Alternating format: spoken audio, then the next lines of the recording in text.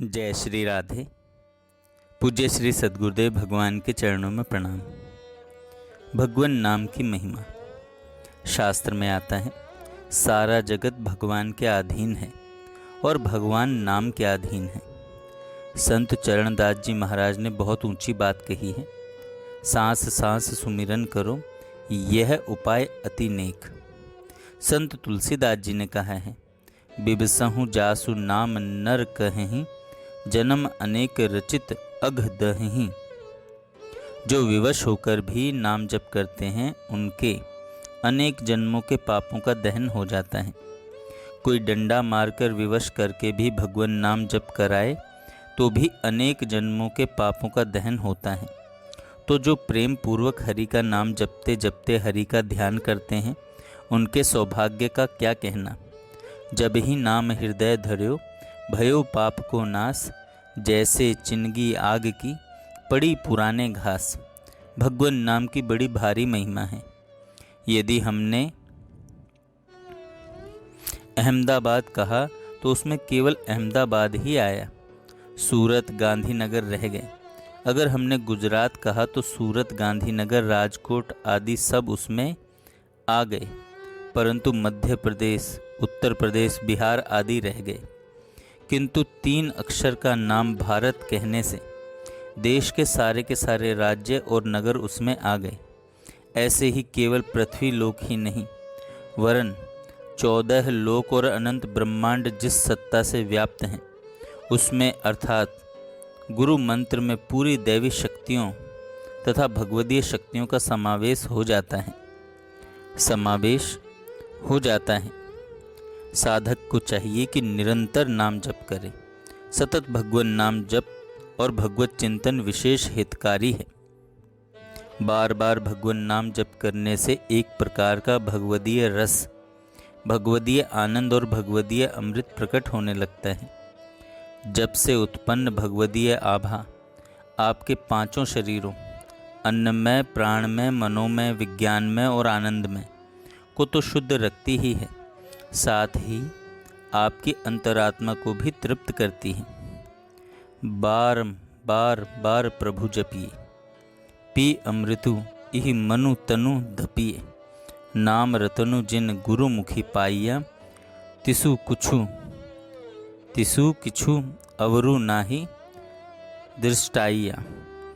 जिन गुरु मुखों ने, भाग्यशालियों ने, पुण्यात्माओं ने सद्गुरु के द्वारा भगवान नाम पाया है, उनका चित्त देर सवेर परमात्मा सुख से तृप्त होने लगता है। फिर उनको दुनिया की कोई चीज वस्तु आकर्षित करके अंधा नहीं कर सकती। फिर वे किसी भी चीज वस्तु से प्रभावित होकर अपना हौसला नहीं खोएंगे। उनका हौसला बुलंद होता जाएगा। वे ज्यों-ज्यों जप करते जाएंगे, सद्गुरु की आज्ञाओं का पालन करते जाएंगे, त्यों-त्यों उनके हृदय में आत्म अमृत उभरता जाएगा।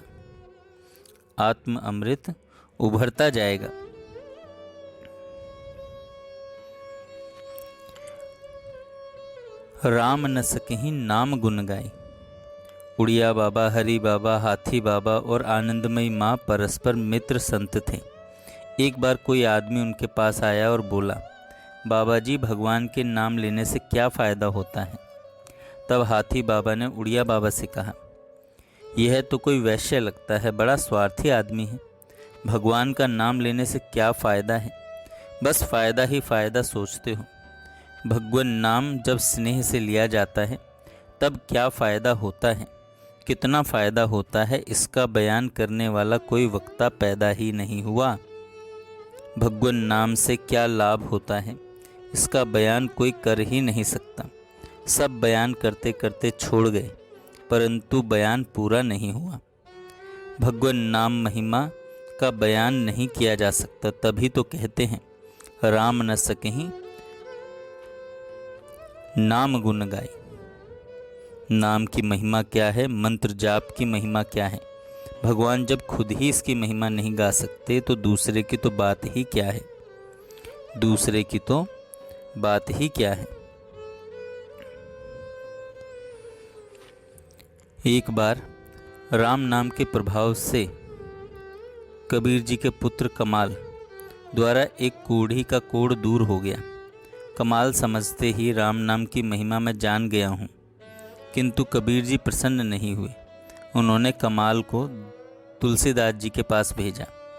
तुलसीदास जी ने तुलसी के पत्र पर राम नाम लिखकर वह पत्र जल में डाला और उस जल से 500 कोढ़ियों को ठीक कर दिया।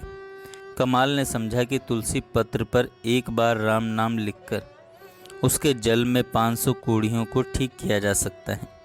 राम नाम की इतनी महिमा है। किंतु कबीर जी ने इससे भी संतुष्ट नहीं हुए और उन्होंने कमाल को भेजा सूरदास जी के पास।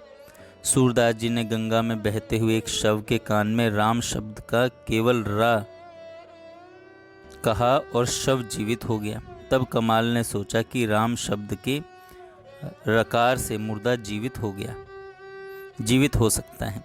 यह राम शब्द की महिमा है। तब कबीर जी ने कहा, यह भी नहीं, इतनी सी महिमा नहीं है राम शब्द की। भ्रकुटी विलास सृष्टि लय हुई। जिसके भ्रकुटी विलास मात्र से प्रलय हो सकता है, उसके नाम की महिमा का वर्णन तुम क्या कर सकोगे। पूरा बयान कोई नहीं कर सकता। भगवान नाम की महिमा का बयान नहीं किया जा सकता। जितना करते हैं उतना थोड़ा ही पड़ता है। जय श्री राधे। जय श्री राधे। पूज्य श्री सद्गुरुदेव भगवान के चरणों में प्रणाम।